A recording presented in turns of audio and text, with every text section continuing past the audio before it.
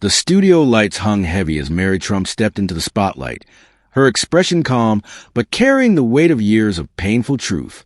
"I'm Mary Trump. Yes, the other one of those," she said, her voice steady and unflinching. For most of her life, she had known Donald Trump not as a loud political figure the world saw, but simply as a failing, insecure loser.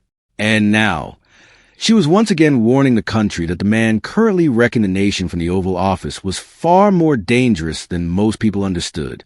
The camera slowly zoomed in on her face. Mary didn't raise her voice. She didn't need to. Her words cut deeper, because they came from someone who had seen the real Donald Trump up close for decades.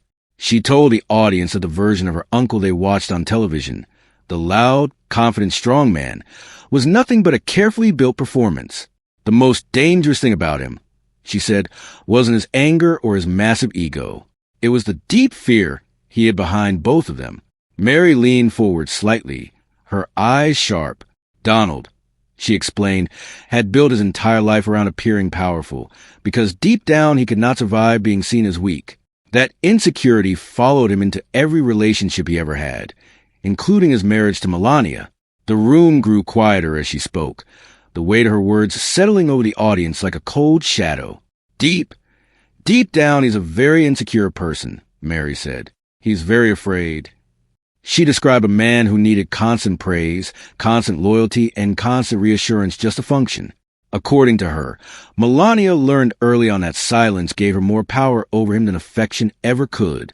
The separate appearances, the cold body language, the way Melania avoided publicly defending him unless absolutely forced to, all of it told a story that went far beyond politics. Mary's face tightened with disgust. "He has no redeeming characteristics anymore," she said, her tone flat and final. "And I think he's dangerous." She had no problem calling Donald a narcissist. In fact, she said he met every single one of the 9 clinical criteria listed in the Diagnostic and Statistical Manual of Mental Disorders. It wasn't accidental, she argued. It was calculated. Donald feared humiliation more than failure. That was why every public moment with Melania mattered so much to him. He could control his political allies and employees, but he could never fully control how his wife reacted in front of the cameras. Old interview clips began resurfacing again. Mary called him a narcissistic sociopath, a bully obsessed with revenge, a man emotionally frozen somewhere in childhood. Now, those words took on new meaning when connected to his marriage.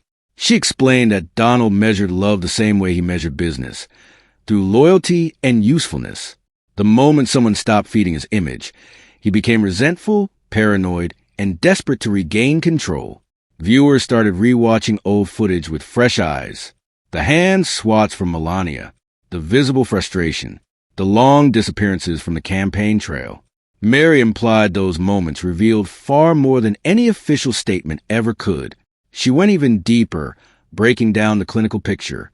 Narcissistic personality disorder, antisocial personality disorder.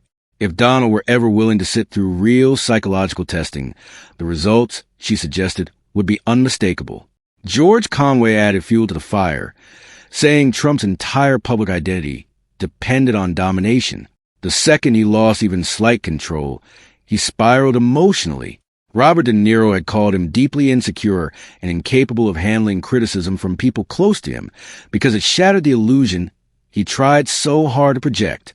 But it was Mary's next line that reportedly hit Trump the hardest.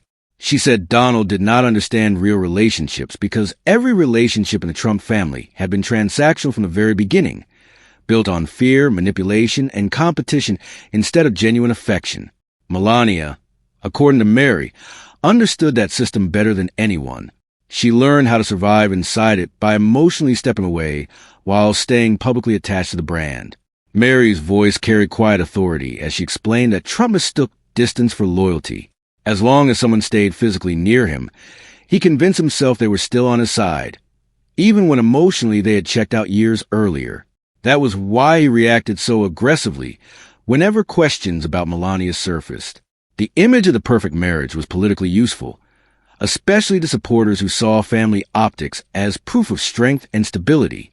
Donald, she warned, feared personal embarrassment turning into public humiliation, because once people stopped believing performance, everything underneath would start collapsing. Clips of Melania avoiding eye contact, refusing to hold his hand, and staying absent during key moments began circulating again across social media.